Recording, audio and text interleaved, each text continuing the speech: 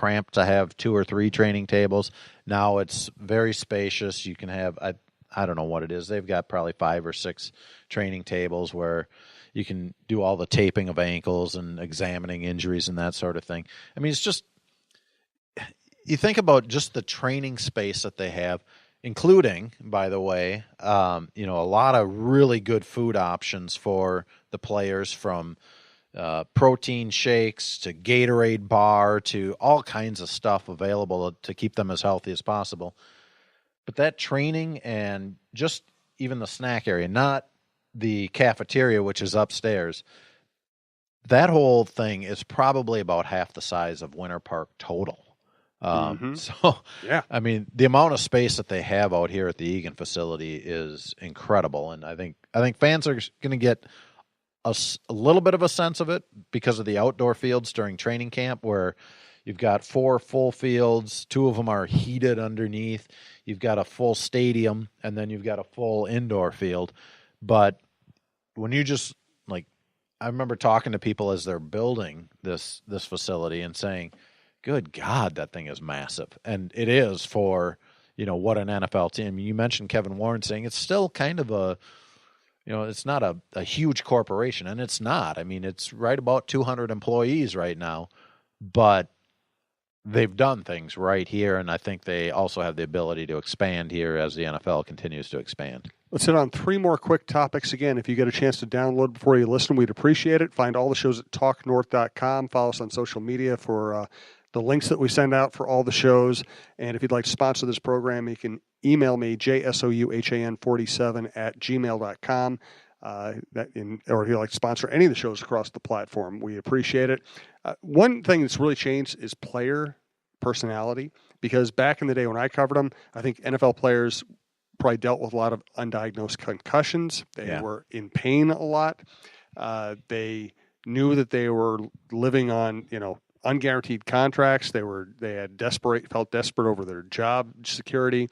There weren't many people around to kind of smooth the waters if you had a disagreement with somebody. It really was the Wild West. I remember walking in there, and sometimes a player would call me over and want to just give me like half-hour great stuff because I had a good relationship with them. Yeah. Sometimes I walk in and somebody would say, if I see you outside this building, I'm going to beat your ass. Because it really was just whatever your relationship with that individual player, that was it. The modern player isn't always as interesting. They probably couch their words because they understand the power of social media and how far their words are going to reach if they say the wrong thing. But they're much more professional and polite than they used to be. Yeah, and I think part of that has to do with just society in general. There are so many cameras, so many phones around. Everything's being videotaped. And they know that, one false move might end in suspension, might end in... Or embarrassment. The end of their career, perhaps. I mean, it all depends. One thing that hasn't changed is your consequences might be related to your level of play. Yes. So you're going to give a little more rope to a superstar or somebody that you're paying a ton of money, a little less rope to a fringe guy. But I would say in general, though, things are more cordial overall. I agree. There were a lot of stronger relationships back then and a lot of more combative relationships. Exactly. So there were kind of the 2 extremes. And some of the stronger relationships, especially back in the Denny days, they required a bit more privacy. Like even the people that you felt like you could talk to and they could talk to you, it wasn't always being able to do that in the locker room. No, because there were kind of the player sheriffs. They'd call you or something like that. Yeah, absolutely. A couple more things. Security. Big difference in security around this facility. Oh, yeah. Yeah. We've all got our own code to get in or card to get in. But, the nice thing is that the wing that they have built for the media is available anytime you want. Mm-hmm. Whereas previously, you might not be able to get into the building if you needed to stop and write a quick story on the way from somewhere to somewhere else. So that part's nice. And, yes, there's a lot more security. There's a lot more cameras, all of that. But, I mean, I remember walking around Winter Park, in their outdoor fields. for the longest time, I think they felt like, oh, the Packers could have a spy anywhere looking in on us because there were other office buildings around. And eventually they put a tarp around their chain link fence there. So, they were getting a little more forward thinking in what could happen. Here, I don't think they're going to have to worry about that, except they have a lot more planes flying overhead over here. That is true. That's why they're going to run fake plays all camp. Yeah.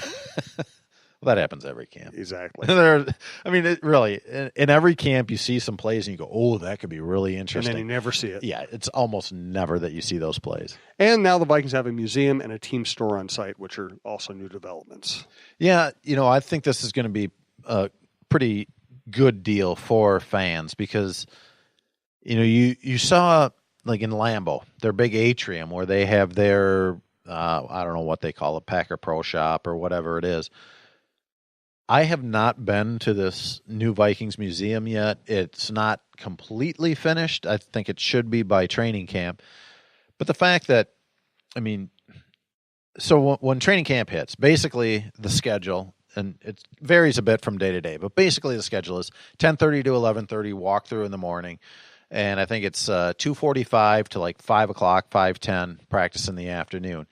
Well, that gives a lot of downtime for fans that are coming to training camp. So they're opening the parking lot at 9 a.m. They're closing it at 6:30.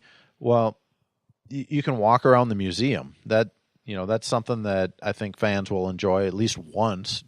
Do that, experience it, and then you can also leave the grounds and come back. So I think there's going to be a lot of interactive things that they'll come up with over the years. Right now, this first year with training camp in Eagan, it's going to be a little bit more experimental for the team to see how things work out. He's Tim Yotter. I'm Jim Souhan. This is the Viking Update Show on TalkNorth.com. Thanks to everybody for listening. Download if you get a chance. Advertise with us or find us a place in Eagan where we can do the show live and get out and see more of our listeners in person. We like to interact with our listeners as often as we can. And do you have a final thought, Tim? No, I got no final thoughts. We got no final thoughts this time. That's it. It's the off season.